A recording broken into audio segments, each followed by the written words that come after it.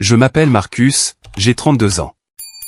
Après une décennie à être traité comme la déception familiale par excellence, mon propre frère a essayé d'acheter ma maison prétendument saisie aux enchères pour une bouchée de pain. Et mon père a financé son arnaque. Alors que j'étais assis dans mon propre salon, buvant mon café et regardant l'océan, mon frère Julien a envoyé un message dans notre discussion de groupe familial. Il a écrit « La banque a finalement saisi la maison de la plage. Je l'achète pour 400 000 $. Margarita sur la terrasse bientôt. » Et mon père, sans même appeler pour me demander si j'allais bien ou si j'étais sur le point de me retrouver à la rue, lui a viré 200 000 $ en exactement 90 secondes. Mais il y avait une chose majeure qu'il ne savait pas. Cette propriété n'a jamais été en saisie. Je venais de rembourser l'hypothèque de 1,2 million de $ en espèces, et le vice-président de ma banque était déjà au téléphone avec moi, prêt à détruire complètement la vie de Julien. Avant de vous dire exactement comment je les ai laissés ruiner leur propre vie, appuyez sur le bouton j'aime si vous croyez que le karma règle toujours ses dettes. Et n'oubliez pas de me dire d'où vous regardez dans les commentaires. Maintenant, revenons là où ce cauchemar a vraiment commencé. Le matin où tout s'est effondré était un jeudi tout à fait ordinaire. Le genre de matin californien vif et éclatant qui vous rend incroyablement reconnaissant de simplement respirer. J'étais assis à mon lourd bureau en chêne dans mon bureau à domicile. Les baies vitrées étaient grandes ouvertes, laissant entrer l'odeur nette et pure de l'air salin et le son rythmé et apaisant des vagues s'écrasant sur le rivage. J'étais en train d'examiner des données satellitaires très complexes pour un projet majeur de restauration côtière lorsque mon téléphone portable posé au coin du bureau s'est soudainement allumé. C'était une notification de la discussion de groupe familial. J'ai failli l'ignorer. En fait, je l'ignorais habituellement. La discussion de groupe familial n'était rien de plus qu'une caisse de résonance numérique pour que mes parents se vantent de mon frère aîné Julien et pour que Julien valide constamment son propre ego surdimensionné. Mais ensuite, le nom de Julien est apparu à l'écran, suivi immédiatement de 3 émojis de célébration. Quelque chose dans ces émojis, la suffisance absolue qui émanait de l'écran m'a fait prendre le téléphone. Mon sang s'est immédiatement glacé. Julien avait tapé un message que j'ai dû lire 3 fois juste pour m'assurer que mes yeux ne me trompaient pas. Il a écrit « J'achète enfin la maison de plage de Marcus à la vente aux enchères pour saisie. La banque l'a mise en vente à 400 000 $, elle vaut au moins 2,8 millions. Je la fais évaluer la semaine prochaine. On peut la revendre ou la garder comme propriété de vacances familiales. » Je suis resté assis là. L'audace pure, la cruauté incroyable du texte m'ont paralysé pendant 1 minute entière. La maison de la plage, mon sanctuaire, l'endroit que j'avais acheté en 2019 et dans lequel j'avais versé chaque once de mon âme, de ma sueur et de mon argent durement gagné, la maison qui n'avait jamais, pas même un seul jour, été en saisie. Avant que mon cerveau ne puisse même traiter complètement l'absurdité totale de l'affirmation de Julien, un autre message est apparu. Il venait de papa. L'horodatage à l'écran montrait qu'il avait répondu en exactement 90 secondes à l'annonce de Julien. 90 secondes. Je t'ai viré 200 000 $. Ta mère et moi sommes partants. Il était temps que cet endroit soit mis à bon usage. Puis maman est intervenue, tapant avec ce que je ne pouvais qu'imaginer être un petit sourire vicieux sur son visage. Elle était d'accord avec enthousiasme, disant que la propriété était de toute façon gâchée avec moi. Ma jeune cousine Chloé a ajouté un émoji confus, mais personne ne s'est adressé à elle. Julien a rapidement enchaîné, déclarant qu'il avait déjà la compte prêt et que la vente aux enchères du comté avait lieu en ce moment même, aujourd'hui, ce jeudi. Je n'ai pas tapé un seul mot en retour. Je n'ai pas crié. Je n'ai pas jeté mon téléphone contre le mur, même si chaque fibre de mon être voulait briser la vitre. Au lieu de cela, j'ai pris une profonde respiration stabilisatrice et j'ai calmement ouvert mon application bancaire sécurisée. J'ai navigué dans les menus, cliqué sur mon compte d'hypothèque principal et regardé l'écran. Solde actuel, 0 $. J'avais fait le dernier virement massif il y a exactement 3 semaines. C'était un remboursement anticipé de 1,2 million de $. La maison était à moi, libre de toute dette, complètement désencombrée. Aucune banque n'attendait de la saisir. Il n'y avait pas de vente aux enchères du comté. Il n'y avait que mon frère qui tissait une toile de mensonges absolus. Soudain, un message direct privé de Julien a glissé sur mon écran, séparé de la discussion de groupe. Ne t'inquiète pas pour la maison, petit frère. Je sais que tu as des difficultés. De cette façon, Elle reste dans la famille. Tu pourras même venir nous rendre visite de temps en temps si tu le demandes gentiment. Des difficultés. Le voilà. Ce mot toxique, empoisonné, qu'ils aimaient tant utiliser. Ils avaient instrumentalisé ce mot contre moi pendant une décennie pour se sentir supérieurs. J'ai fermé les yeux et j'ai serré le bord de mon bureau jusqu'à ce que mes jointures deviennent complètement blanches. À cette seconde précise, mon téléphone s'est mis à sonner. C'était un numéro inconnu affichant un indicatif régional local. Je l'ai laissé aller à la messagerie vocale, mon esprit tourbillonnant encore. Il a sonné à nouveau immédiatement. Le même numéro, puis une troisième fois. On n'appelle pas quelqu'un 3 fois de suite à moins que le bâtiment ne soit en feu. J'ai finalement fait glisser le bouton vert sur l'écran et j'ai répondu. Marcus Vance à l'appareil. Une voix grave et très professionnelle a dit à l'autre bout du fil. Ici Richard Sterling, vice-président directeur à la Coastal Federal Bank. Je m'excuse pour cet appel urgent et très inhabituel, mais nous avons une situation. Allez-y, Richard, ai-je dit, forçant ma voix à rester parfaitement stable, ne trahissant rien du chaos qui bouillonnait en moi. Un homme nommé Julian Vance vient de contacter notre service de saisie et de liquidation immobilière. Il se trouve en ce moment au palais de justice du comté avec un chèque de banque de 400 000 $, affirmant qu'il achète légalement votre propriété au 847 Ocean Vista Drive lors d'une vente aux enchères publiques. Entendre ces mots prononcés à voix haute par un haut dirigeant de banque a rendu la folie complètement, terriblement réelle. Ma propriété n'est pas en saisie, lui ai-je dit, regardant ma terrasse impeccable à travers les portes vitrées. Correct, a répondu Richard, son ton empreint d'une certitude absolue. Vous avez remboursé le solde complet de l'hypothèque il y a 3 semaines, un règlement anticipé de 1,2 million de $. C'était l'une de nos transactions les plus fluides de l'année. Nous avons l'acte de mainlever ici même, mais Julian a fourni des documents physiques montrant qu'il est votre frère et il essaie agressivement de faire passer la vente par le bureau du greffier du comté. C'est mon frère, ai-je dit, laissant le poids lourd et suffocant de la trahison ultime s'installer profondément dans mes os. Mais il ne me représente en aucune capacité. Il n'a pas ma procuration. Il n'a pas ma permission. Et je n'ai absolument pas autorisé la vente de ma maison. Il y eut un lourd silence chargé sur la ligne. Je pouvais entendre des claviers claquer rapidement en arrière-plan du côté de Richard. Monsieur Vance, je dois vous demander directement, a dit Richard, son ton devenant incroyablement sérieux, dépouillé de toute politesse d'entreprise. Votre frère tente-t-il d'acquérir frauduleusement votre propriété en utilisant des documents falsifiés? C'était le moment. C'était la seconde exacte et décisive où toute ma vie s'est violemment divisée en 2 chapitres distincts. L'avant, où je tolérais leur manque de respect sans fin, leur pique subtil et leur complexe de supériorité financière pour le bien de la paix familiale. Et l'après, où j'ai finalement décidé d'arrêter d'être le souffre-douleur et de les laisser brûler dans l'incendie massif et destructeur qu'ils venaient d'allumer eux-mêmes. Oui, Richard, ai-je dit doucement, un sombre sentiment de détermination remplissant ma poitrine. C'est exactement ce qu'il essaie de faire. Je suis en train de mettre en conférence notre service juridique principal et la division des fraudes du comté, a déclaré fermement Richard. Veuillez rester en ligne. J'ai mis le téléphone sur haut-parleur, l'ai posé sur le bureau et je suis allé à ma cuisine. Je me suis versé une tasse de café noir fraîchement moulu. J'ai regardé le vaste océan infini. Il voulait une guerre immobilière. Il pensait que j'étais une cible facile, un échec financier pathétique qui avait besoin d'être secouru puis jeté comme un déchet. J'ai pris une lente gorgée de mon café. L'ouragan arrivait sur eux et ils n'en avaient absolument aucune idée. Pour vraiment comprendre pourquoi Julian pensait qu'il pouvait simplement voler effrontément une maison de plusieurs millions de dollars sous mon nez, il faut comprendre la dynamique incroyablement malade et tordue de la famille Vance. Julian était l'enfant prodige incontesté. Il était le premier-né, plus bruyant, plus charismatique, et il travaillait comme conseiller financier, ou du moins c'est ainsi qu'il se présentait agressivement. Il portait des costumes sur mesure qu'il pouvait à peine se permettre, parlait sans cesse de portefeuille d'actions, de fusion d'entreprises et de perspectives de promotion, et menait une vie entièrement financée par des dettes de cartes de crédit.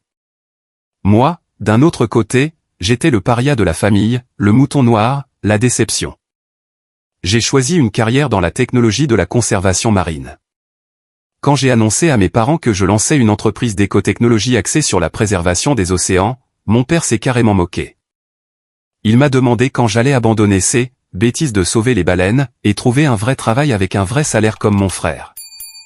Pendant une bonne décennie, ils ont raconté ma vie à leurs amis et à notre famille élargie comme une tragicomédie.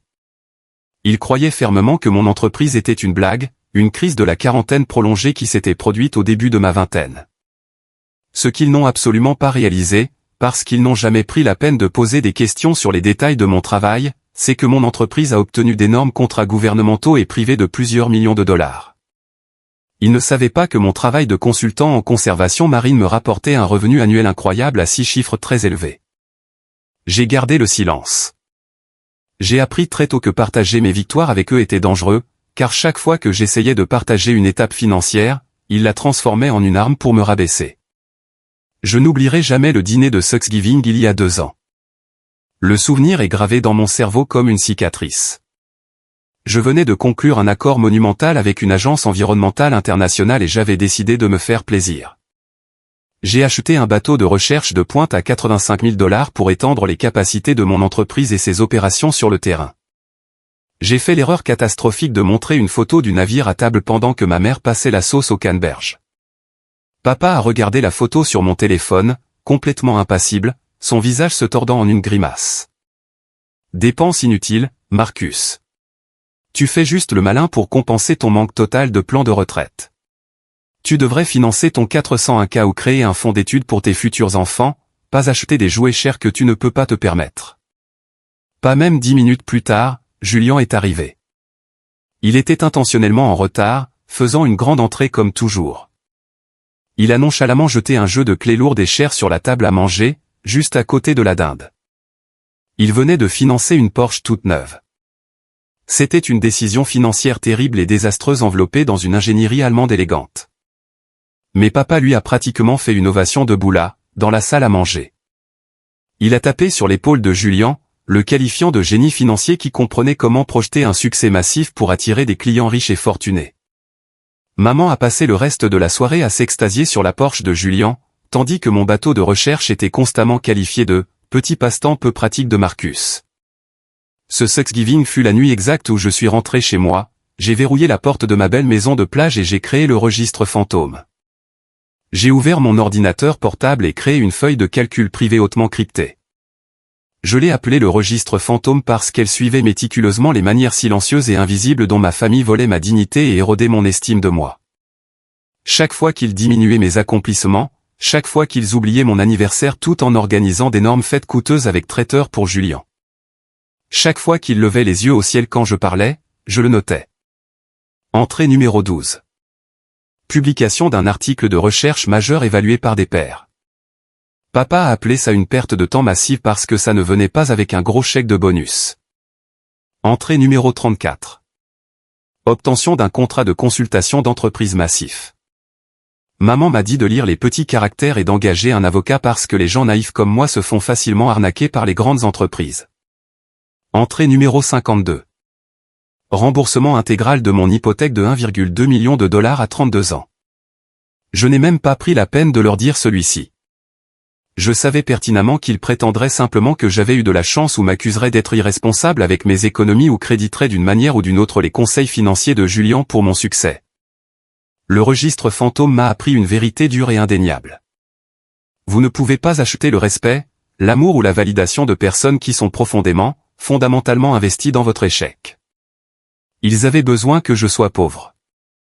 Ils avaient désespérément besoin que je sois en difficulté. Ainsi, leur vie tout à fait moyenne et lourdement endettée ressemblait à d'énormes réussites en comparaison. Mais le paysage avait violemment changé au cours des derniers mois. Julien était devenu de plus en plus désespéré. Sa façade arrogante et sans faille se fissurait visiblement. J'ai entendu des rumeurs par le bouche à oreille familial que son style de vie somptueux et insoutenable le rattrapait enfin. Il manquait des paiements de charges de copropriété pour son condo de luxe. Ses cartes de crédit étaient au maximum. Il faisait face à un procès potentiel d'un client mécontent. Il avait besoin d'une victoire massive, d'un afflux énorme et immédiat d'argent, où tout son faux empire allait s'effondrer complètement. Et puis, d'une manière ou d'une autre, il a jeté son dévolu à vide sur ma maison, ma propriété très convoitée en bord de mer de 2,8 millions de $. Je savais que Julien était arrogant et avide, mais créer de faux documents de saisie nécessitait un niveau d'intention criminelle audacieuse et de falsification sophistiquée que je ne le pensais sincèrement pas capable de posséder. Plus important encore, cela nécessitait des détails très intimes sur ma propriété. Il avait besoin de mes numéros de parcelle exacts, du nom légal spécifique de mon prêteur hypothécaire et de la description légale précise des limites du terrain. Je suis extrêmement discret sur mes finances. Je déchire chaque document. J'utilise des disques durs cryptés. Il était absolument impossible que Julien soit tombé sur les détails de mon hypothèque privée en cherchant simplement dans les registres publics du comté. Quelqu'un de l'intérieur lui avait donné les clés du château. Alors que j'étais assis dans mon bureau, le téléphone sur haut-parleur en attendant que l'équipe juridique de la banque se joigne à l'appel, mon esprit passait en revue toutes les possibilités. Qui avait un accès physique à mon bureau privé? Qui connaissait mon système de classement complexe? Qui savait exactement combien valait ma maison et qui détenait l'acte de propriété original? Et puis la prise de conscience m'a frappé comme un coup de poing physique et dévastateur à l'estomac. Sarah, mon ex-fiancée. Nous avons rompu il y a 8 mois. La rupture a été incroyablement chaotique, longue et douloureuse. Elle s'est assise sur le canapé de mon salon et m'a dit qu'elle en avait assez d'attendre que je grandisse et que je trouve un vrai travail en entreprise avec un salaire prévisible. Elle voulait le style de vie de country club, les sacs de créateurs, la validation constante de la haute société, et elle trouvait mon dévouement incessant à la conservation marine totalement embarrassant. Nous avons mis fin aux fiançailles, annulé les traiteurs du mariage, et elle a déménagé. Mais avant de partir définitivement, elle a eu une semaine entière seule dans la maison pendant que j'étais en expédition de recherche en haute mer. Sarah et Julien se sont toujours entendus exceptionnellement bien. Ils partageaient la même obsession superficielle et insatiable pour le statut et la richesse. J'ai agrippé le bord de mon comptoir de cuisine, le cœur au bord des lèvres. Sarah avait pris des photos de mes documents financiers, c'était obligé. Et quand Julien est devenu assez désespéré, elle m'a vendu. Elle lui a fourni le plan exact de ma vie financière, exigeant probablement une part substantielle des bénéfices une fois qu'il aurait revendu la maison pour des millions. Mon propre frère de sang et la femme que j'ai failli épouser, complotant activement pour voler ma maison, détruire mon crédit et me laisser dormir dans la rue. L'équipe juridique de la banque s'est finalement connectée à la conférence téléphonique, me sortant de mes sombres pensées. Monsieur Vance, ici Elena Rustova. Je suis enquêtrice principale à l'unité des crimes financiers du comté, travaillant en étroite collaboration avec la Coastal Federal Bank.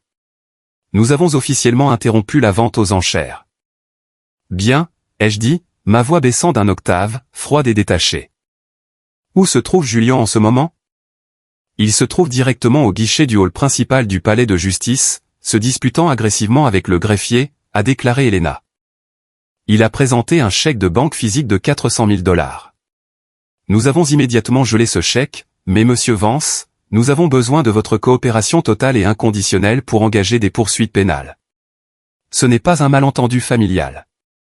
C'est une fraude immobilière hautement coordonnée et préméditée. Vous avez ma pleine coopération, détective, ai-je dit, regardant l'océan impitoyable. Je veux l'enterrer. Je veux enterrer chaque personne impliquée dans cette affaire. La dure réalité de la situation a commencé à s'installer lourdement dans la pièce alors que la détective Elena Rustova exposait les premières conclusions de l'enquête au haut-parleur. Julien n'était pas simplement entré dans le palais de justice sur un coup de tête désespéré. C'était une attaque calculée et préméditée contre mes moyens de subsistance. Nous examinons actuellement les documents physiques qu'il a soumis au greffier du comté, a déclaré Elena, sa voix nette, professionnelle et entièrement dénuée d'émotion. Il a un avis de défaut de paiement falsifié, avec un faux tampon en relief qui ressemble de manière remarquable au sceau officiel du comté. Il a clairement utilisé un modèle standard téléchargé sur un site web de formulaire juridique, mais les numéros de compte, les dates de prêt initial et la description légale précise de la propriété sont entièrement exactes. Quelqu'un lui a activement fourni des informations confidentielles internes. C'était Sarah, ai-je dit instantanément, les pièces s'emboîtant parfaitement dans mon esprit. Mon ex-fiancée. Elle a vécu ici, dans cette maison. Elle avait un accès complet à mon coffre-fort principal quand j'étais à l'étranger il y a 8 mois. Je pouvais entendre Elena taper rapidement sur son clavier. J'ajoute immédiatement son nom à la liste des principaux suspects. Nous allons extraire ses dossiers financiers et ses relevés bancaires. Si elle a reçu un paiement en espèces ou une promesse de paiement écrite de Julien, nous trouverons la trace numérique. Les gens qui commettent ce type de crime laissent toujours une trace. Pendant qu'Elena parlait, mon téléphone a vibré violemment contre le bureau. Un autre message dans la discussion de groupe familial. J'ai gardé l'appel sur haut-parleur et j'ai tapé sur l'écran pour ouvrir l'application. C'était Julien, complètement inconscient du piège qui se refermait sur lui. Le greffier prend une éternité. L'incompétence typique du gouvernement. Mais la maison est pratiquement à moi. Papa, merci pour le virement. Une fois que j'aurai revendu cet endroit à un promoteur, je te rembourserai tes 200 000 $ avec 20% d'intérêt. L'argent le plus facile qu'on n'aura jamais gagné. J'ai fixé le texte lumineux. L'argent le plus facile qu'on n'aura jamais gagné. Mon estomac s'est tordu d'un mélange de dégoût et de profonde tristesse. Mon père avait littéralement liquidé ses économies de retraite. Il avait pillé son 401K, probablement subi une pénalité massive pour retrait anticipé, et peut-être même pris une deuxième hypothèque sur sa propre maison juste pour aider son enfant prodige à voler ma propriété. Papa n'a fait aucune vérification. Il n'a pas demandé à voir une annonce immobilière. Il n'a pas appelé un courtier. Il n'a pas vérifié le statut de la saisie auprès du comté. Il a juste entendu Julien dire que j'avais échoué. Et il lui a aveuglément jeté une fortune pour capitaliser sur ma prétendue ruine. Détective, ai-je dit, interrompant la frappe d'Elena. Mon père lui a viré la moitié de cet argent, 200 000 $. Il l'a envoyé dans les 90 secondes suivant l'annonce de l'arnaque par Julien dans notre discussion familiale. Elena s'est arrêtée, la frappe cessant brusquement. Votre père savait-il que la saisie était entièrement fabriquée? Je ne sais pas avec certitude, ai-je admis doucement en me frottant les tempes. Mais il savait certainement qu'il profitait directement de ma chute. Il se fichait que je perde tout. Il n'a pas appelé pour demander si j'avais besoin d'un endroit où dormir. Il ne se souciait que d'obtenir une part du gâteau avant qu'il ne disparaisse. Techniquement, a déclaré Elena, sont-on passant à un mode strict et intransigeant de maintien de l'ordre. En fournissant un soutien financier matériel à la fraude, votre père est complice du crime. Si nous pouvons prouver au tribunal qu'il savait ou aurait dû raisonnablement savoir que la transaction était frauduleuse, il pourrait absolument faire face à des accusations criminelles également. Qu'ils fassent tous face à des accusations. C'était ma pensée dominante et écrasante. Que tout le château de cartes brûle jusqu'aux fondations.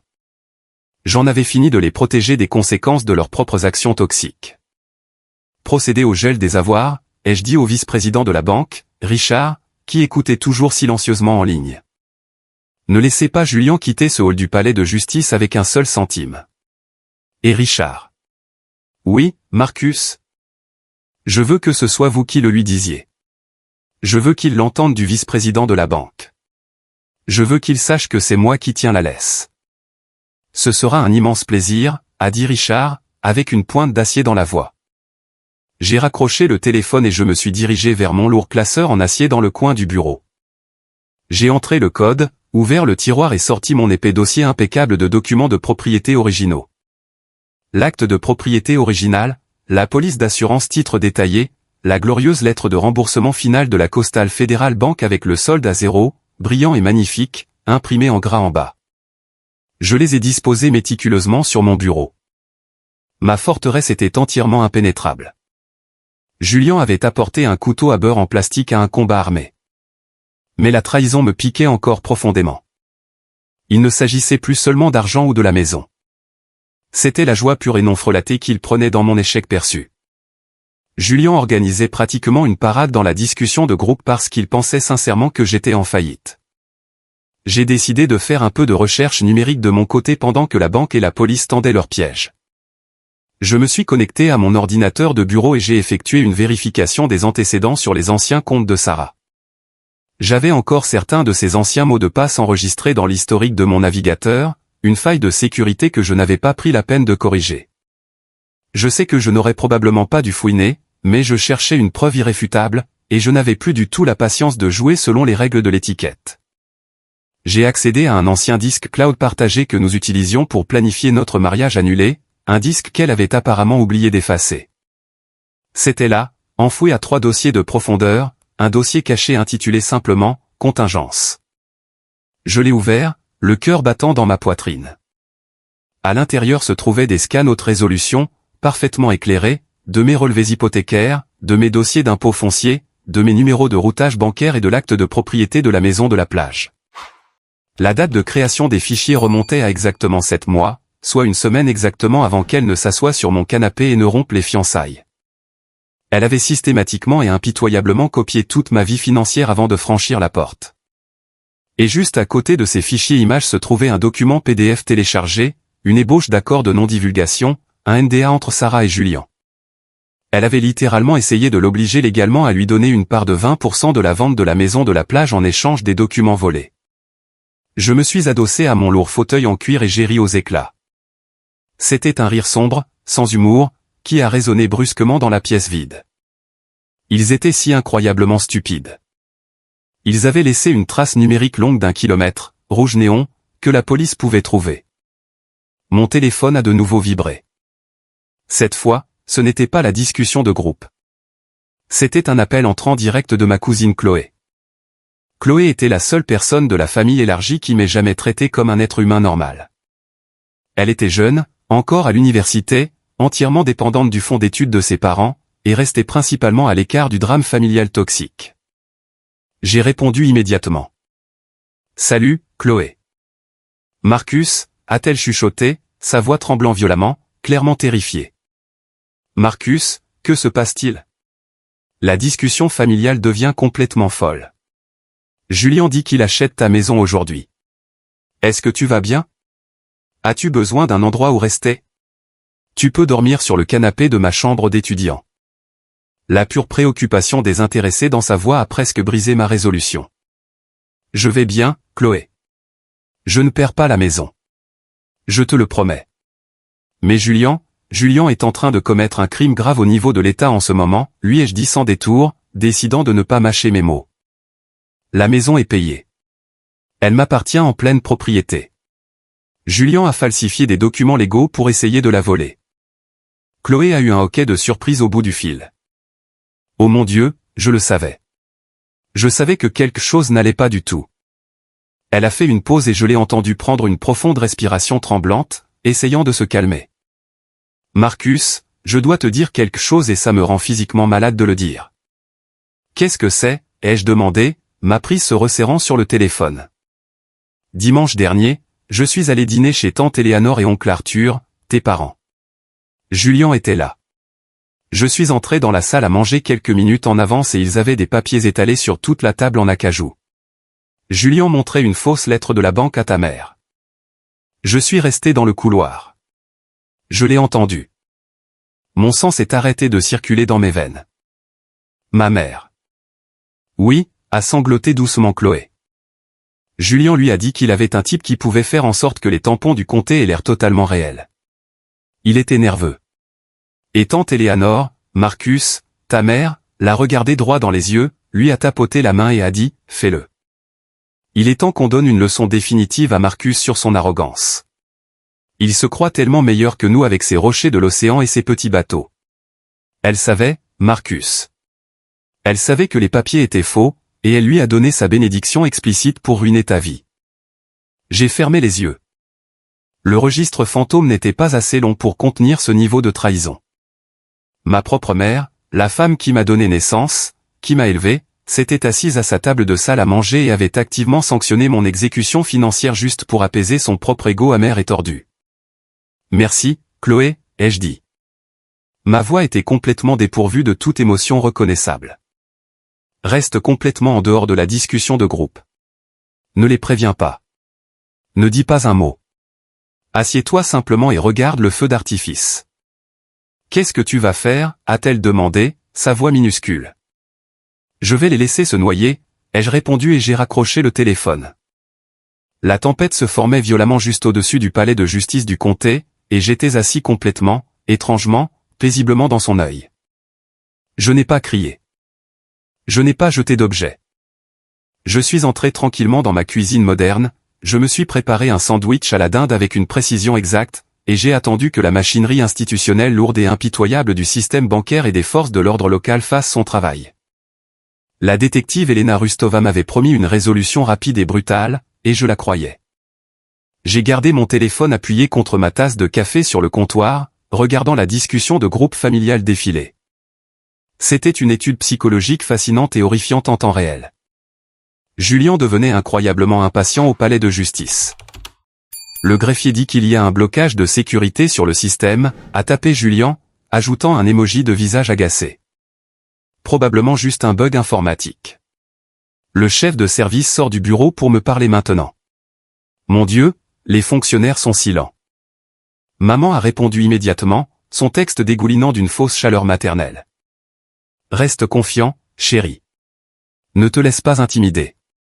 Tu fais la chose absolument juste pour l'avenir financier de cette famille. J'ai pris une longue bouchée de mon sandwich. L'illusion pure et non frelatée était presque impressionnante. Ils avaient complètement et minutieusement justifié ce vol monumental dans leur propre esprit. Ils s'étaient convaincus qu'en volant une propriété de 2,8 millions de dollars à leur propre chair et à leur propre sang, ils étaient en quelque sorte les héros justes de l'histoire, assurant l'héritage de la famille. Mon téléphone a sonné bruyamment, brisant le silence de la cuisine. C'était Richard Sterling de la Coastal Federal Bank.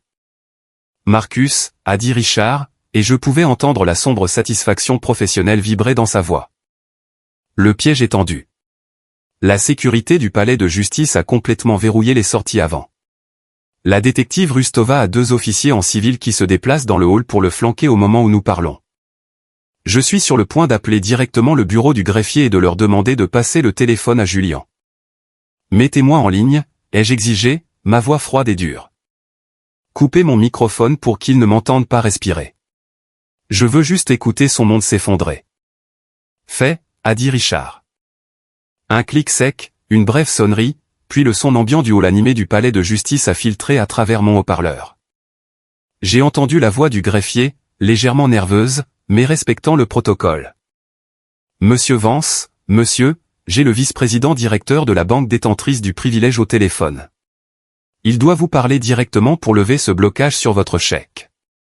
J'ai entendu le bruissement fort du téléphone changeant de main. La voix de Julien est arrivée, dégoulinant de son arrogance et de son impatience habituelle et injustifiée.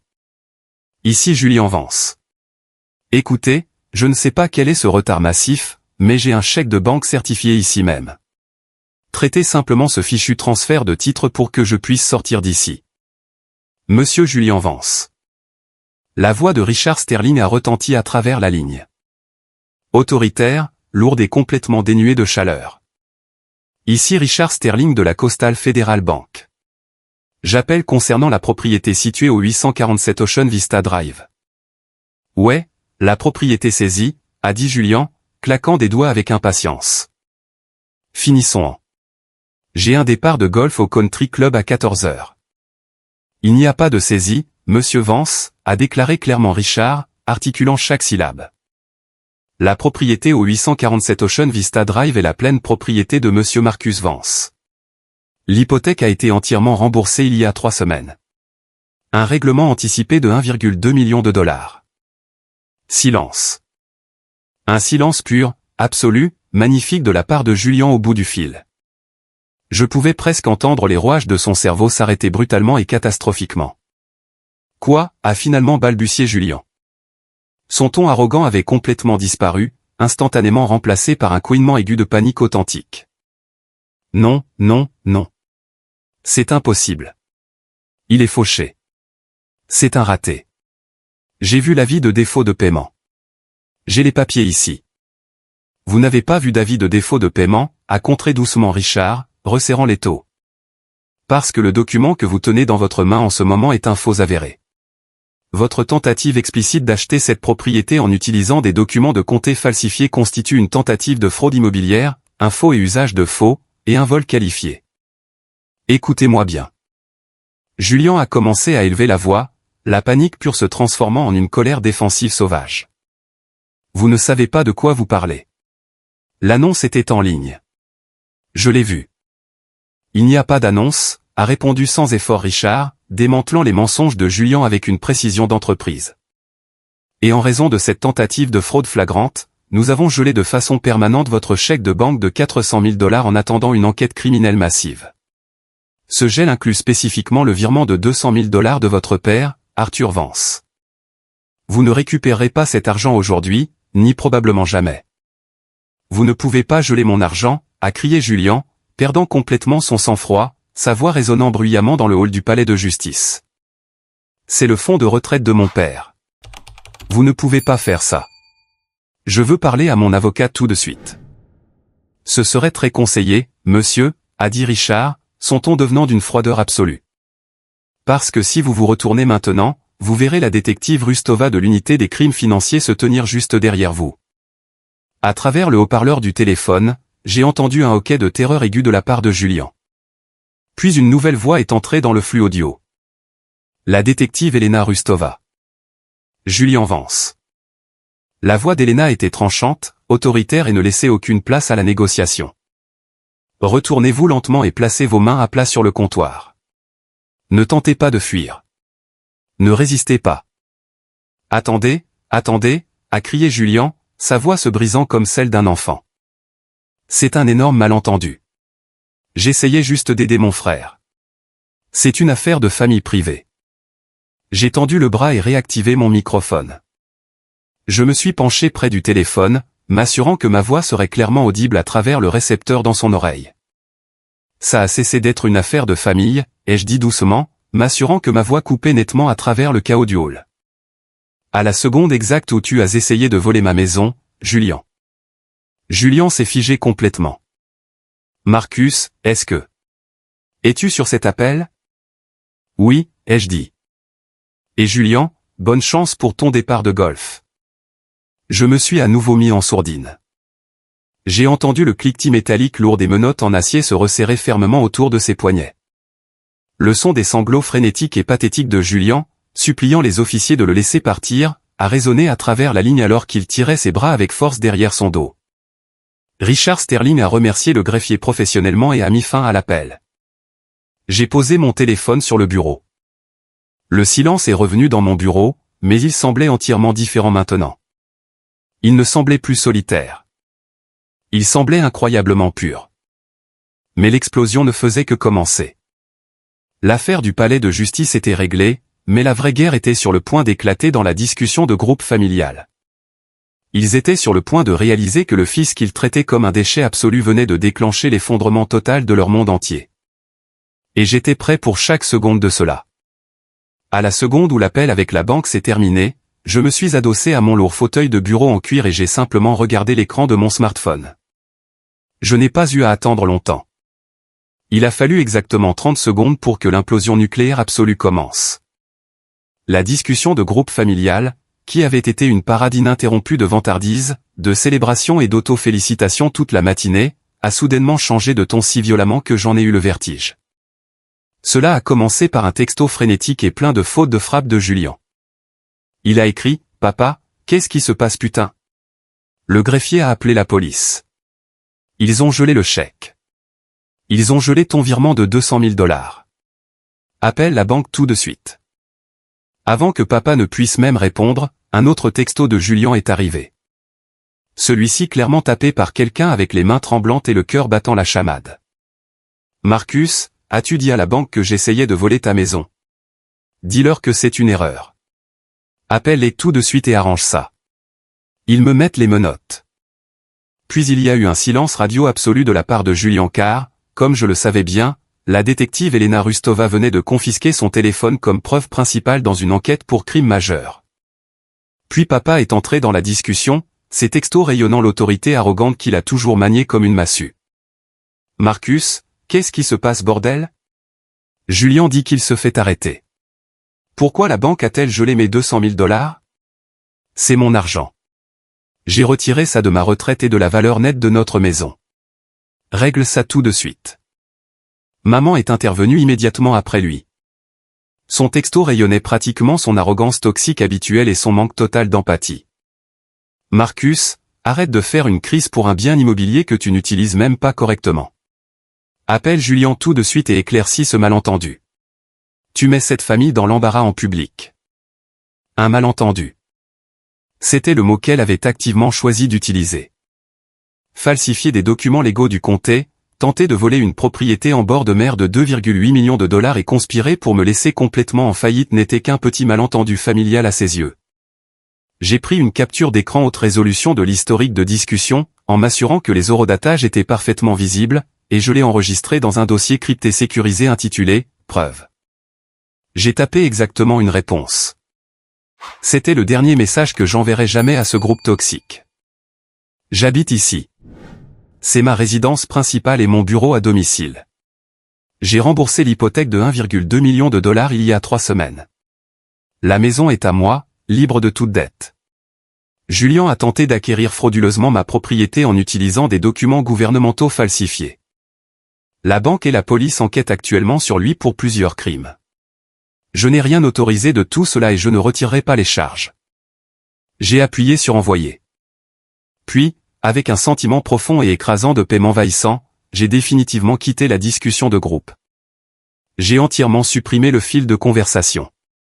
Mon téléphone a immédiatement commencé à sonner. Papa. Je l'ai laissé sonner jusqu'à ce qu'il aille à la messagerie vocale. Puis, maman. Je l'ai laissé sonner. 6 appels d'affilée, l'un après l'autre. Il paniquait. Pour la première fois de toute ma vie, il n'était plus en contrôle du récit familial. Et la perte de pouvoir les rendait absolument fous. Je me suis dirigé vers les baies vitrées, regardant les vagues déferler, m'attendant pleinement à les voir se présenter à ma porte d'entrée, et j'avais raison. Moins d'une heure plus tard, j'ai entendu le crissement agressif et fort du gravier dans ma longue allée. J'ai regardé le flux de ma caméra de sécurité sur ma tablette. Le SUV de luxe massif de papa avait pratiquement dérapé jusqu'à l'arrêt, se garant en diagonale à travers mon allée impeccable, écrasant une partie de l'aménagement paysager. Mes 2 parents ont sauté de la voiture. Ils n'avaient pas l'air de parents aimants inquiets pour leur fils. Ils ressemblaient à des directeurs d'entreprise furieux venant gronder agressivement un employé subalterne désobéissant. Je ne les ai pas laissés marteler la porte. J'ai ouvert la lourde porte d'entrée en chaîne et je me suis tenu fermement dans l'embrasure, les bras croisés, bloquant physiquement leur entrée. Marcus, a crié maman, le visage rouge de colère, son sac à main de créateur se balançant sauvagement. Qu'est-ce qui ne va pas chez toi? Julian est au commissariat. Son avocat vient de nous appeler. Il le traite comme un criminel ordinaire. C'est un criminel, maman, ai-je dit doucement, sans élever la voix d'un iota. Il a commis un vol qualifié et une fraude électronique. Papa s'est frayé un chemin jusqu'à l'avant du Porsche. Son visage un masque de fureur absolue et inflexible. Tu m'écoutes bien. Je me fiche de la petite querelle que tu as avec ton frère. Tu vas prendre ton téléphone, appeler ce vice-président de la banque et lui dire que c'était un énorme malentendu familial. Tu vas leur dire que Julian avait ta permission explicite de gérer tes affaires immobilières. J'ai ri. Je n'ai pas pu m'en empêcher. L'illusion pure et non frelatée était à couper le souffle. Tu veux que je mente à un enquêteur de banque fédérale et à un détective du comté? Tu veux que je commette un parjure pour sauver le fils prodige qui vient d'essayer de me laisser sans abri? Tu n'es pas sans abri, a crié maman, levant les mains en l'air dans une pure exaspération. Tu aurais pu simplement revenir dans ton ancienne chambre chez nous. Julian a besoin de cette victoire, Marcus. Il est stressé. Son salaire à l'entreprise n'a pas été suffisant pour couvrir son style de vie. Il est en lice pour une promotion massive, et un casier judiciaire ruinera toute sa carrière. Sa carrière est déjà terminée, ai-je déclaré platement, dépouillant toutes ses illusions. On ne travaille pas dans la finance quand on a un casier judiciaire pour fraude financière. Et franchement, maman, aucun de vous ne s'en sortira indemne. Papa s'est approché, bombant le torse, essayant d'utiliser sa présence physique pour m'intimider. Une tactique d'intimidation qui aurait pu fonctionner quand j'étais un adolescent terrifié, mais qui était complètement pathétique et inefficace. Maintenant. Mes 200 000 $ sont bloqués dans ce chèque de banque gelé. Marcus, as-tu la moindre idée de ce que tu as fait? J'ai subi une pénalité fiscale massive en retirant cet argent. J'ai mis notre maison en hypothèque. Si je ne récupère pas cet argent d'ici la fin du mois, ta mère et moi allons manquer notre paiement hypothécaire. Nous pourrions perdre notre maison. Tu mets notre héritage en péril. J'ai regardé mon père droit dans les yeux. J'ai cherché en moi une once de sympathie. Une seule goutte d'obligation familiale. Je n'ai absolument rien ressenti. Le registre fantôme avait complètement drainé mes réserves émotionnelles pour ces personnes au cours de la dernière décennie. Tu lui as viré cet argent en 90 secondes, ai-je dit, ma voix baissant à un registre dangereux et silencieux qu'il a finalement arrêté net. 90 secondes, papa. Tu ne m'as pas appelé. Tu n'as pas demandé si j'allais bien. Tu te fichais que je perde tout ce pourquoi j'avais travaillé. Tu as vu une occasion en or de profiter de ma prétendue chute, et tu l'as saisie sans réfléchir une seconde. Tu as traité ma ruine financière totale comme ton propre gain personnel au loto. Alors non, papa. Je ne vais pas passer un coup de fil. Je vais m'asseoir et laisser la police tracer chaque dollar. Maman a éclaté en larmes théâtrales et dramatiques. Le genre exact de faux gémissement qu'elle réservait habituellement pour un enterrement ou quand elle voulait désespérément manipuler une situation sociale. Comment peux-tu être si vindicatif? Nous sommes une famille. La famille se protège. Une famille ne poursuit pas son propre sang en justice. Une famille ne falsifie pas des documents du comté pour voler une maison de 2,8 millions de dollars, ai-je répondu froidement, complètement insensible à sa performance. Tu étais assise à ta table de salle à manger dimanche dernier. Maman, tu as regardé directement ces faux papiers, et tu as explicitement dit à Julien de le faire juste pour me donner une leçon. Ses larmes se sont arrêtées instantanément. La couleur a complètement disparu de son visage, la laissant pâle, creuse et absolument terrifiée. Comment sais-tu ça? Je sais tout, ai-je dit, m'avançant, les forçant à reculer sur les marches du Porsche. Je sais pour le faux tampon. Je sais pour le modèle. Je sais que Sarah a volé mes documents et a essayé de l'extorquer pour 20%. La police a toute la trace numérique. Ils ont son disque cloud. Ils ont l'historique de recherche internet de Julien. C'est entièrement terminé. Le piège ne s'est pas seulement refermé sur Julien. Il s'est refermé sur vous tous. Papa avait l'air complètement déconcerté.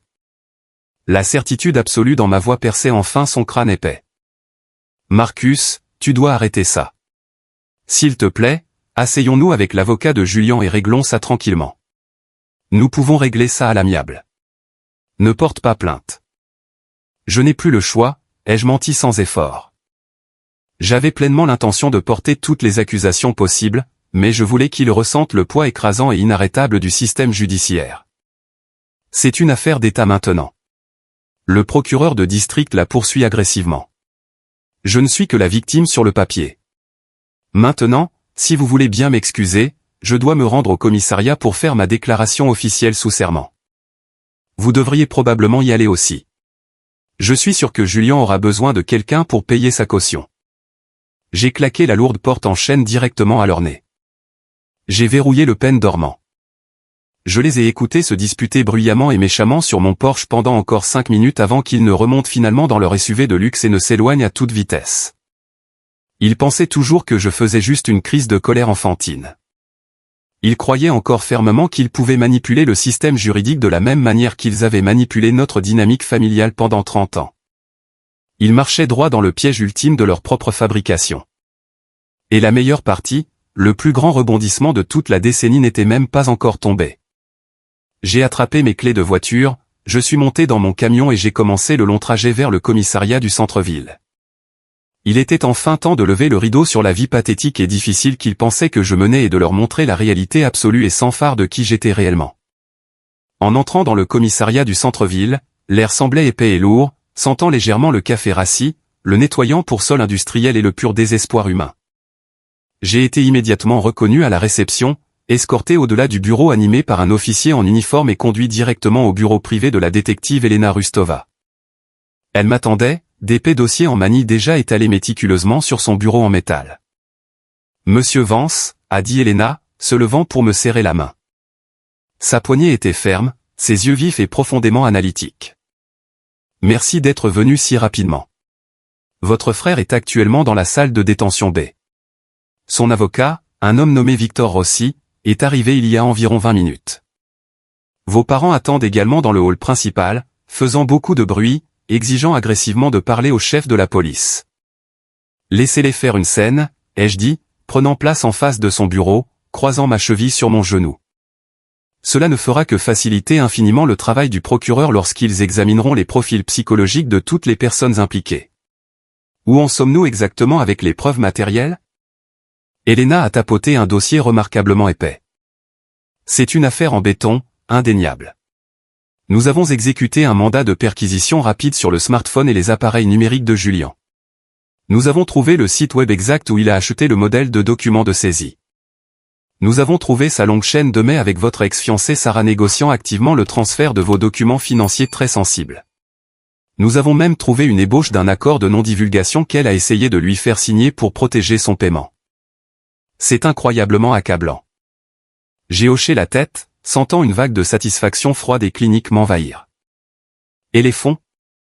Le chèque de banque de 400 000 $ est enfermé en toute sécurité dans notre coffre à preuves. Le virement de 200 000 $ de votre père est gelé indéfiniment parce qu'il a fourni un soutien matériel à une transaction frauduleuse. Ses actifs sont actuellement sous examen sévère par la division des crimes financiers. Il aura beaucoup de chance s'il n'est pas inculpé de complicité criminelle d'ici la fin de la semaine.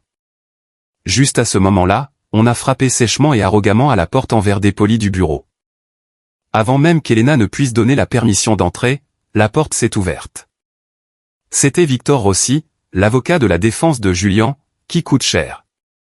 C'était un type à l'allure lisse portant un costume italien sur mesure coûteux, arborant un sourire condescendant qui m'a immédiatement irrité.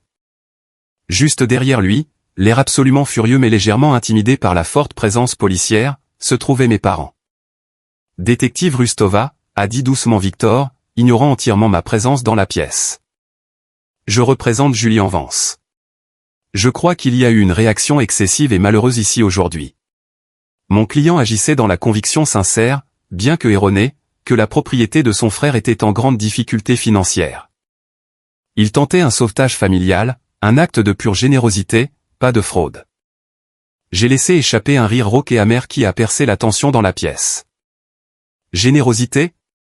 Il a falsifié un sceau de comté, Victor. Victor m'a finalement regardé, ses yeux se rétrécissant alors qu'il me jaugeait, clairement peu impressionné par mes vêtements décontractés. Vous devez être Marcus. Écoutez, Marcus, les différents familiaux s'enveniment, mais essayer de ruiner la vie de votre frère aîné pour une simple erreur de communication est extrême. Julien est un conseiller financier très respecté. Il a un casier vierge. Si vous poussez cela jusqu'à un procès pénal, nous engagerons immédiatement une poursuite civile pour diffamation, perte de revenus et détresse émotionnelle. Vous n'avez pas les ressources juridiques ou financières pour mener une bataille judiciaire prolongée contre un homme avec le soutien d'entreprise de Julien. Mes parents ont hoché vigoureusement la tête en signe d'accord derrière lui. Papa a bombé le torse, s'avançant. Écoute l'avocat, Marcus. Julien est sur la voie rapide du succès. Il passe actuellement des entretiens pour une promotion massive de cadre supérieur dans l'une des plus grandes entreprises de technologie marine de l'État. Si tu ruines cette opportunité pour lui, je m'assurerai personnellement que tu ne verras jamais un centime d'héritage. Tu seras complètement déshérité. Je me suis lentement levé de ma chaise. J'ai regardé Victor, puis mon père, et enfin ma mère. L'arrogance pure dans la pièce était suffocante, mais elle était construite sur une fondation de sable absolument mouvant. Une promotion de cadre supérieur, ai-je demandé, gardant ma voix dangereusement silencieuse, savourant le moment. Dans une entreprise de technologie marine, laissez-moi deviner. L'entreprise s'appelle-t-elle Oceanic Tech Solutions? Papa a semblé légèrement décontenancé que je connaisse le nom, mais il a rapidement retrouvé son expression suffisante et supérieure. Oui, en fait. C'est une entreprise incroyablement prestigieuse. Ils gèrent des contrats gouvernementaux de plusieurs millions de dollars. Ils vont payer à Julien un salaire astronomique. Quelque chose que vous ne pourriez pas comprendre avec vos petits passe-temps de plage. Ils passent des entretiens directement avec leur conseil d'administration depuis 3 mois. Je me suis tourné vers la détective Rustova. Elena, Julien est-il dans la salle d'interrogatoire en ce moment? Peut-il nous entendre? Il est dans la salle d'interrogatoire juste à côté, a dit Elena, montrant le grand miroir sans teint sur le mur attenant. Le flux audio est activé. Nous étions sur le point d'entrer pour l'interrogatoire formel. Bien, ai-je dit. Je me suis approché du miroir sans teint, sachant que Julien était assis de l'autre côté, transpirant probablement à travers son costume sur mesure bon marché. J'ai regardé à nouveau Victor Rossi, qui commençait à perdre son sourire suffisant, sentant clairement que quelque chose n'allait horriblement, irréversiblement pas. Victor, ai-je dit clairement, ma voix résonnant dans le petit bureau, s'adressant à la fois à l'avocat et au miroir. Vous devriez probablement conseiller à votre client d'arrêter de mentir sur son CV. Et papa, tu devrais probablement faire une recherche Google de base avant de te vanter des perspectives de carrière de ton enfant prodige. De quoi parles-tu? A sèchement répliqué maman, croisant les bras sur la défensive, sa voix tremblant légèrement. Oceanic Tech Solutions, ai-je dit, articulant chaque syllabe avec une précision mortelle. C'est mon entreprise. Le silence qui est tombé sur la pièce était absolu. Il était lourd, suffocant et totalement profond. On aurait pu entendre une épingle tomber sur la moquette. Excusez-moi, a balbutié Victor Rossi, sa façade professionnelle et lisse se fissurant complètement, ses yeux allant de moi au dossier sur le bureau. Je suis le seul fondateur, l'actionnaire principal et le président directeur général d'Oceanic Tech Solutions, ai-je déclaré, ma voix résonnant d'une autorité inébranlable. J'ai fondé l'entreprise il y a 7 ans dans mon salon. Nous décrochons des contrats environnementaux massifs pour le gouvernement fédéral. Mon salaire annuel réel, papa, éclipse le vôtre et celui de Julien réunis. La raison exacte pour laquelle Julien passe des entretiens depuis 3 mois est que mon service des ressources humaines a signalé sa candidature comme étant grossièrement sous-qualifiée dès le premier jour. Mais j'ai personnellement dit de continuer à le faire patienter, en programmant des entretiens inutiles juste pour voir à quel point il était désespéré. La mâchoire de papa est littéralement tombée. Son visage a pris une teinte grisâtre et maladive. C'est impossible. Tu joues avec des rochers et des bateaux. Tu ne diriges pas une société. Le bateau de recherche à 85 000 $ que j'ai acheté, ai-je continué, m'approchant beaucoup plus de mon père, refusant de le laisser détourner le regard. C'était une dépense professionnelle. Je l'ai déduite de mes impôts. Le remboursement anticipé de l'hypothèque de 1,2 million de $, c'était mon bonus de fin d'année. Pendant que vous louiez Julien pour avoir acheté une Porsche avec un prêt prédateur sur 84 mois, je décrochais un contrat de restauration côtière de 70 millions de $ avec l'État de Californie. J'ai regardé à nouveau le miroir sans teint. Tu as entendu ça, Julien? Le milliardaire de la tech à qui tu as pratiquement supplié pour un emploi est le même frère dont tu viens d'essayer de voler la maison. De l'autre côté de la vitre, j'ai entendu un son étouffé, angoissant, déchirant. Cela ressemblait à un homme en pleine dépression psychologique catastrophique. Julien avait enfin réalisé l'ampleur absolue de son erreur. Il n'avait pas seulement essayé d'arnaquer son pauvre frère en difficulté. Il avait essayé d'arnaquer le puissant PDG de l'entreprise pour laquelle il essayait désespérément de travailler. Il avait détruit toute sa carrière, sa liberté et sa réputation en un seul mouvement incroyablement stupide. Victor Rossi a rapidement emballé sa belle mallette en cuir, ses mains tremblant visiblement. Il a regardé mes parents avec un dégoût pur et non frelaté. Vous m'avez dit qu'il était un frère fauché et mécontent qui essayait de vous extorquer de l'argent. Vous m'avez complètement menti. Je ne représente pas un client qui commet une fraude criminelle contre un PDG d'entreprise avec des ressources juridiques illimitées. Trouvez un autre avocat. Je me retire. Victor est sorti en trompe du bureau, claquant agressivement la porte en verre dépoli derrière lui. Mes parents sont restés là, complètement paralysés, me regardant comme si j'étais un étranger terrifiant qu'ils n'avaient jamais rencontré. Le récit qu'ils avaient soigneusement construit pendant une décennie, le récit où ils étaient les gagnants et j'étais l'échec tragique, venait d'être anéanti en un million de morceaux irrécupérables. Les retombées immédiates ont été plus rapides, plus complètes et bien plus brutales que je n'aurais jamais pu l'anticiper. Une fois que la fragile illusion de mon échec a été complètement brisée, la dure réalité de leurs propres actions toxiques s'est abattue sur eux avec le poids inarrêtable d'un gratte-ciel qui s'effondre. Julien a été officiellement inculpé de tentative de fraude immobilière, de falsification de documents officiels du gouvernement et de vol qualifié parce que la valeur estimée de la propriété qu'il a tenté de voler était de 2,8 millions de $. Le procureur de district a joyeusement élevé les charges au plus haut niveau de crime possible dans l'État. Il n'a pas été libéré sous caution immédiatement car le juge l'a considéré comme un risque de fuite massif. Compte tenu de ses dettes croissantes et désespérées et de son manque d'emploi, il a passé tout le week-end angoissant assis dans une cellule de prison de comté froide et en béton, portant une combinaison orange incroyablement peu flatteuse. C'était bien loin des costumes sur mesure et coûteux qu'il aimait parader lors de nos dîners de Thanksgiving. Mais Julien n'était pas le seul dont la vie a complètement et totalement implosé.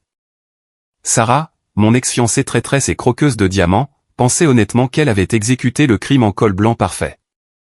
Elle se pavanait dans son bureau comme si elle avait gagné un règlement de divorce massif sans jamais avoir eu à se marier. Mais la trace numérique qu'elle a négligemment laissée derrière elle était indéniable et en béton. La détective Rustova ne s'est pas contentée de l'arrêter discrètement. Elle en a fait un spectacle très public et humiliant. La police a exécuté un mandat de perquisition dans l'entreprise de marketing haut de gamme de Sarah en plein milieu d'un mardi après-midi chargé. Ils l'ont escortée hors du bâtiment en verre avec des menottes en acier lourd devant son patron et tous ses collègues bavards. Elle a été officiellement inculpée d'espionnage industriel, de vol de documents financiers hautement confidentiels et de complot en vue de commettre une fraude immobilière. Son employeur l'a licenciée immédiatement, la privant de son salaire massif avant même qu'elle n'atteigne le poste de police pour sa mise en accusation. Quand elle m'a appelé du commissariat, sanglotant hystériquement dans le récepteur et me suppliant d'abandonner les poursuites contre elle parce que, nous nous aimions tellement, j'ai simplement raccroché le téléphone et bloqué son numéro. On ne peut pas instrumentaliser un amour passé pour échapper aux conséquences dévastatrices d'une trahison présente. Et puis il y avait mes parents, les architectes de toute cette dynamique toxique. Les 200 000 $ que mon père avait hâtivement virés à Julian sont restés bloqués sur un compte séquestre gelé sous un examen fédéral strict. Parce que cette somme massive d'argent était destinée à faciliter une fraude criminelle, l'État l'a traitée comme une preuve directe d'un crime. Il a fallu des mois de batailles juridiques épuisantes, des honoraires d'avocats coûteux et des dépositions humiliantes pour que papa prouve même qu'il n'était pas un cerveau criminel, mais plutôt un complice stupide et incroyablement partial. La pression financière les a complètement brisés. Papa avait vidé leur compte d'épargne liquide et tiré une énorme partie de la valeur nette de leur maison familiale pour financer l'arnaque de Julian. Sans cet argent, ils ne pouvaient tout simplement pas maintenir leur style de vie somptueux. Ils ont manqué 2 paiements hypothécaires consécutifs. Ils ont dû vider un fonds d'études qu'ils avaient créé pour ma cousine Chloé juste pour garder les lumières allumées. L'ironie était incroyablement épaisse. Les parents qui se moquaient sans cesse de moi parce que je faisais prétendument face à une saisie étaient maintenant confrontés à une saisie réelle et terrifiante eux-mêmes. Mais la ruine financière n'était rien comparée aux retombées sociales. C'est ce qui a vraiment détruit l'esprit de mon père. Toute l'identité de papa, tout son sentiment de valeur personnelle, était enveloppé dans son image soignée au country club local. Il avait passé la semaine précédente à se vanter agressivement auprès de ses copains de golf, en particulier un grand gueule nommé Greg, de la façon dont son fils de génie Julian achetait une propriété en difficulté pour une bouchée de pain.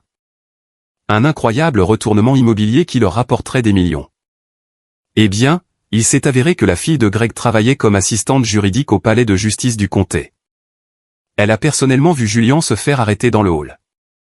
Elle a vu les documents falsifiés et elle est rentrée chez elle et a tout raconté à son père. En 48 heures, tout le country club savait que l'enfant prodige d'Arthur Vance était un criminel fauché et désespéré qui avait essayé de voler une maison à son propre frère très prospère. Papa est entré dans le luxueux clubhouse ce week-end-là, s'attendant à son accueil chaleureux habituel et a été accueilli par un silence glacial absolu. Les hommes avec qui il buvait du scotch cher lui ont physiquement tourné le dos. Les partenaires de golf ont soudainement trouvé d'autres quatuors. Il a été complètement ostracisé, traité comme une maladie contagieuse, un paria social dans la seule communauté qui comptait vraiment pour lui. Maman a essayé désespérément de maintenir les apparences, mais le stress du procès imminent et de l'exil social la détruisait. Elle m'appelait constamment depuis différents numéros masqués, laissant de longs messages vocaux décousus et émotionnellement déséquilibrés. Elle alternait sauvagement entre la mendicité d'une aide financière et des cris disant que j'avais malicieusement détruit la famille. « Marcus, s'il te plaît », a-t-elle pleuré dans un message vocal particulièrement pathétique. Nous avons besoin de 50 000 $ tout de suite juste pour couvrir les honoraires de l'avocat pour obtenir un accord de plaidoyer pour Julian. Il est terrifié. L'atmosphère dans cette maison est plus froide qu'un salon funéraire. Tu as des millions. Tu es un PDG. Pourquoi nous punis-tu comme ça? Tu es censé prendre soin de nous. J'ai écouté le message vocal assis sur la vaste terrasse en bois de ma belle maison de plage, sirotant un café parfaitement infusé, regardant le soleil se coucher sur le vaste océan Pacifique. J'ai fouillé mon cœur et je n'ai pas ressenti une seule once de culpabilité. Ils n'ont pas vidé le fonds d'études de Chloé à cause de moi. Ils l'ont vidé parce qu'ils ont absolument tout misé sur un criminel. Et la maison gagne toujours. Ils vivaient exactement l'anxiété, la peur et la terreur financière qu'ils avaient joyeusement espéré que je vive. Le karma ne frappait pas seulement à leur porte. Il avait défoncé la porte et s'était installé en permanence dans leur salon. J'ai transféré le message vocal directement à mon avocat d'entreprise avec des instructions strictes pour rédiger une lettre de mise en demeure formelle contre mes propres parents. L'ère de la famille Vance me traitant comme un dommage collatéral, un punching ball pour leurs propres insécurités, était officiellement et définitivement terminée. Les procédures judiciaires complexes se sont prolongées pendant près de 8 mois épuisants, un processus bureaucratique lent et angoissant qui a complètement vidé ce qui restait de l'esprit arrogant de Julian et des comptes bancaires de mes parents qui diminuaient rapidement. Je n'ai assisté à aucune des audiences préliminaires mineures. J'ai laissé mon équipe d'avocats d'entreprise impitoyable s'occuper de toute la paperasse banale. Je ne me suis présenté en personne que pour le jugement final. La salle d'audience était vaste, lambrissée de bois sombre et incroyablement intimidante. Julian se tenait devant le juge, semblant facilement avoir 10 ans de plus que son âge réel. Il avait perdu une quantité significative de poids. Sa posture était en permanence voûtée, et le rictus arrogant qu'il portait comme un signe d'honneur avait complètement, totalement disparu. Son avocat commis d'office surchargé de travail, car il ne pouvait plus se permettre un avocat privé, a réussi à négocier un accord de plaidoyer pour éviter une peine de prison ferme, principalement parce que c'était sa première infraction pénale documentée. Le juge Harrison a baissé les yeux depuis son estrade élevée, son expression entièrement dépourvue de sympathie, ajustant ses lunettes de lecture. Julian Vance, vous avez formellement plaidé coupable de tentative de fraude immobilière et de faux et usage de faux.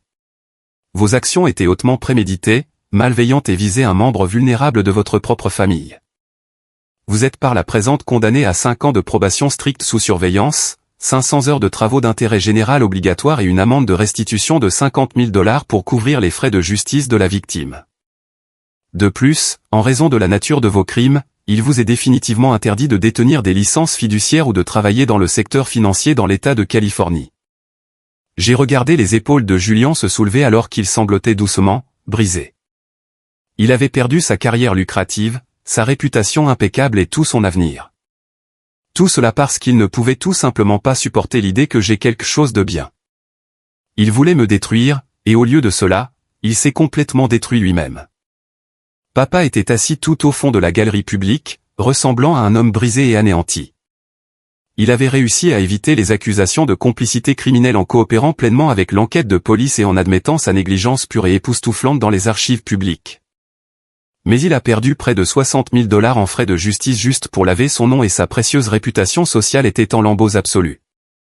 En sortant des lourdes portes de la salle d'audience, ma cousine Chloé m'a rattrapé dans le couloir vivement éclairé. Elle avait l'air épuisée mais profondément soulagée. Elle avait récemment obtenu la pleine garde de sa propre vie, s'éloignant loin de l'orbite toxique de mes parents. Marcus, dit-elle doucement, serrant ses bras étroitement contre sa poitrine. Je voulais juste dire que je suis si incroyablement désolé pour tout ce qu'ils t'ont fait subir au fil des ans. Pour les années où je suis restée assise au dîner de Thanksgiving et où je ne t'ai pas défendu quand ils faisaient ces blagues cruelles. Je le vois maintenant. Je vois à quel point cette famille est incroyablement toxique. Tu n'as pas à t'excuser auprès de moi, Chloé, lui ai-je dit honnêtement, en posant une main rassurante sur son épaule. Tu n'étais qu'une enfant essayant de survivre dans un système dysfonctionnel. Mais tu es une adulte maintenant. Tu peux choisir avec qui tu t'entoures. Ne laisse pas leur amertume et leur cupidité infecter ta vie. Brise le cycle. Elle a hoché la tête, des larmes montant à ses yeux. Vas-tu leur reparler un jour? Non, ai-je dit, un sentiment profond et inébranlable de finalité s'installant profondément dans ma poitrine. Certains ponts ne devraient pas seulement être brûlés. Leurs cendres devraient être dispersées dans l'océan pour qu'ils ne puissent jamais être reconstruits. Cette nuit-là, je suis retourné à la maison de la plage, la maison qu'ils ont essayé si désespérément de voler, la maison qui était complètement, légalement et spirituellement la mienne. Je suis entré dans mon bureau à domicile, j'ai allumé mon ordinateur portable et j'ai ouvert le dossier hautement crypté sur mon bureau. J'ai cliqué sur le registre fantôme. J'ai fait défiler lentement les 52 entrées détaillées de manque de respect, les rejets désinvoltes, les insultes cruelles, la joie volée. J'ai relu chaque ligne une dernière fois. Pendant des années, cette simple feuille de calcul avait été mon armure, ma façon psychologique de suivre les dettes émotionnelles qu'ils me devaient. Mais en la regardant maintenant, assis dans la solitude calme et paisible de ma belle maison, sachant que mon entreprise prospérait, sachant que mon avenir était entièrement sécurisé, j'ai réalisé quelque chose d'incroyablement libérateur. Le compte émotionnel était enfin clos. Le solde était à 0.